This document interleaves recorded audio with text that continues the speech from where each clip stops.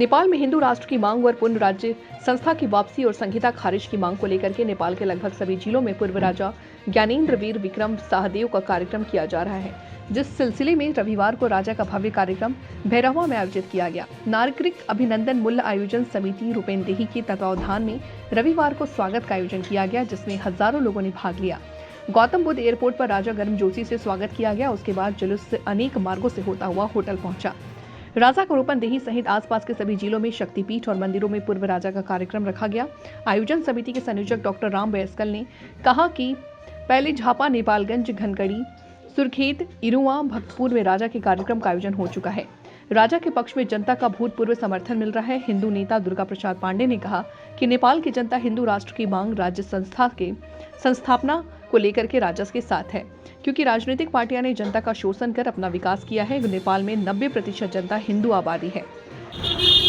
नेपाल के पूर्व राजा आज यहाँ पर आए हुए हैं रूपंदेही जी भैरवा में। किस तरह का कार्यक्रम है और पिछले छः दिनों तक क्या कार्यक्रम है और कितना यहाँ पर देख रहे हैं लोगों के बीच उनको लेकर उत्सुकता? देखिए, आपने कहा पूर्व राजा, पहला तो मैं इसका विरोध करूंगा। राजा कभी पूर्व नहीं होता है, देश में दूसरा कोई राजा है नहीं। पिताजी गुरु मास्टर कभी पूर्व नहीं होता। राजा है थे और रहेंगे।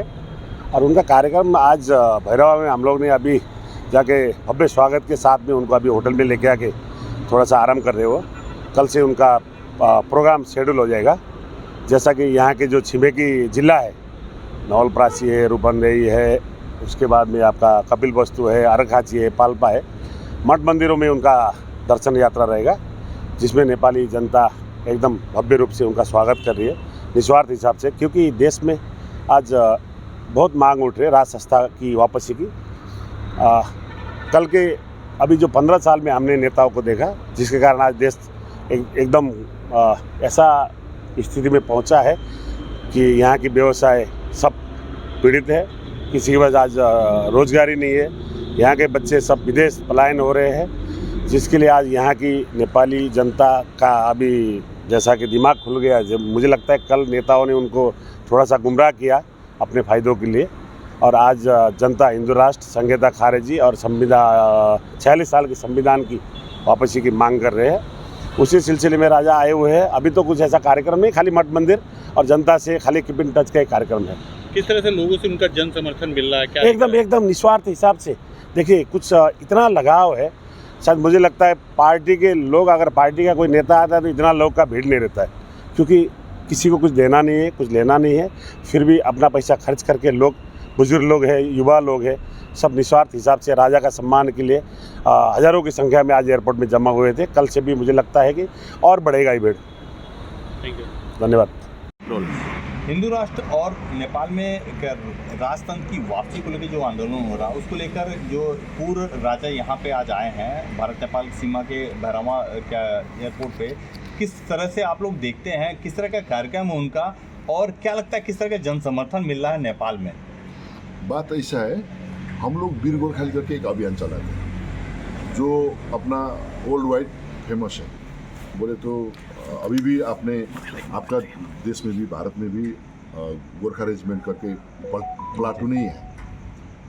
तो गोरखाली लोग का पहले से माता काली और गुरु गोरक्षनाथ का आशीर्वाद से बना हुआ देश है।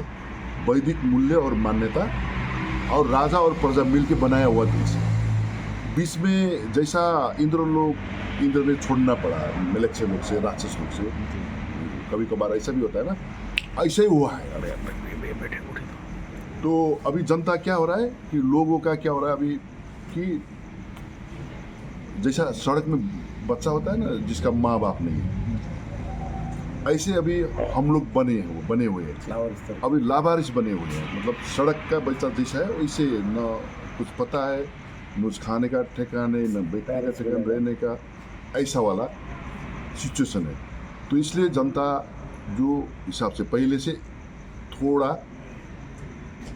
अच्छा तरीका से मतलब रोड पे आ रहा है। तो राजा और हिंदू राष्ट्र के लिए, हिंदू अधिराज्य के लिए बुलंद आवाज उठ रहा है। वही हिसाब से अभी जो महाराज भैरव में आए हुए हैं, तो आज देखे हैं आप लोगों ने कि कैसा उमड़ पड़ा था। ज़्यादा करके यंगर थे, मतलब युवा जोश के साथ आए हुए थे। तो हम ये सोचते हैं कि जब तक राजा और प्रजा नहीं मिलेंगे तब तक कुछ होने वाला नहीं है नेपाल में। जब तक नेपाल हिंदू अधिराज्य स्थापना नहीं होगा तब तक हम लोग तो अभी लावारिस ही हैं और 1 अरब 25 करोड़ जितना वर्ल्ड वाइड जनसंख्या है, अपना पॉपुलेशन है हिंदू वाला, तो वो लोग भी धीरे धीरे करके वो लोग भी लाभार्थी बन जाएंगे। अच्छा, एक बड़ा क्वेश्चन, हिंदू राष्ट्र की आप मांग कर रहे हैं, तो क्या चाहते हैं आप भारत से, जो कि भारत के प्रधानमंत्री नरेंद्र मोदी हैं और इस समय हिंदू राष्ट्र का प्रखर आवाज़ जो उठाने वाले हैं वो उत्तर प्रदेश के मुख्यमंत्री योगी आदित्यनाथ है। तो किस तरह की क्या आप लोग मदद चाहते हैं भारत से हिंदू राष्ट्र नेपाल को बनाने को लेकर? नहीं, मेरा तो इंस्पायर पर्सन है अपना योगी आदित्यनाथ, जो उनका एक बार यहाँ पे नेपाल में आए थे, 2 बार आए थे, मैं 2 बार ही उनका मैं स्वागत कर चुका हूँ। एक बार हमारे इधर का जो अंतर्राष्ट्रीय विश्व हिंदू महासंघ का वो अधिवेशन था, वो टाइम पे आए थे। उससे पहले थोड़ा धार्मिक प्रोग्राम में आए थे।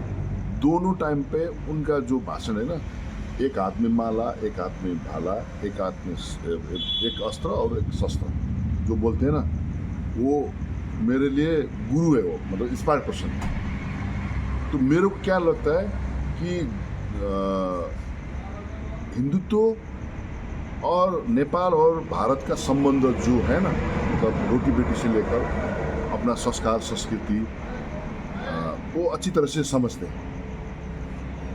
तो जो समझते हैं तो नेपाल हिंदू अधिराज्य होना चाहिए करके कोई भी बोलता है, मुस्लिम लोग भी, क्रिश्चियन लोग भी बोलना पड़ता है। वो लोग तो पहले मुक्तिनाथ में तपस्या करके, पशुपतिनाथ में तपस्या करके प्रधानमंत्री बना हुआ मोदी जी जो चाय बेचते थे, वो तो उनको वैदिक शक्ति, दैवी शक्ति कैसा होता है उनको पता है। और एक साधारण परिवार में पैदा हुआ उत्तराखंड के जो योगी आदित्यनाथ है, अभी सबसे बड़ा भारत का जो राज्य है जहाँ पे 80 सीट है, वहाँ के मुख्यमंत्री है, तो उनको भी अच्छी तरह से समझते हैं। मतलब अभी उन लोग को भी, मेरे को लगता है उन लोग को भी देर हो चुका है कि यहाँ पे नरेश नहीं होना और हिंदू राष्ट्र नहीं होना, उनको भी देर हो चुका है, ऐसा लगता है। एक आखिरी क्वेश्चन, 22 जनवरी को प्रधानमंत्री नरेंद्र मोदी के द्वारा अयोध्या में रामलला का प्राण प्रतिष्ठा होना है। चूँकि अयोध्या और नेपाल के जनकपुर का संबंध ऐसा है कि जैसे रोटी बेटी का संबंध है, उससे पहले का ये संबंध है। क्या लगता है कि जो 22 जनवरी को प्रधानमंत्री नरेंद्र मोदी के द्वारा जो रामलला का प्रतिष्ठा होने वाला है, उसको बाद भारत और नेपाल का रिश्ता जो है और मजबूत होगा? और क्या लगता है, टूरिस्ट की अगर नज़र से देखेंगे तो क्या लगता है और बढ़ावा मिलेगा? और भारत सरकार को क्या ऐसा करना चाहिए कि जो अयोध्या और जनकपुर का जो संबंध है वो और मजबूत हो?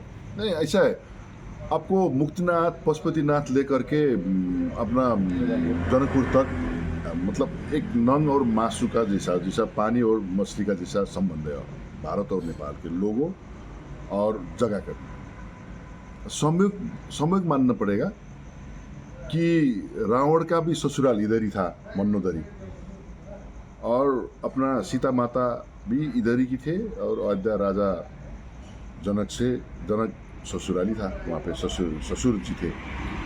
तो हम, अगर आप लोग मिलवा देंगे तो आपसे अभी रिक्वेस्ट कर रहा हूँ, मतलब विनम्र निवेदन कर रहा हूँ, कम से कम हम 150, 200-300 बुलेट बाइक वहाँ से लेकर के अयोध्या तक जाए, जो मोदी जी आकर के उद्घाटन कर रहे हैं वो टाइम पे। मतलब हम भी ऐसा सोच रहे हैं, तो और आदमी लोग को तो बहुत सोचते हैं। मतलब ऐसा मान लो जमाई राजा के घर अभी मतलब अच्छा बन रहा है, अभिषेक हो रहा है, तो ससुराल वाले तो ऑब्वियसली खुशी होंगे ना, ऐसा है।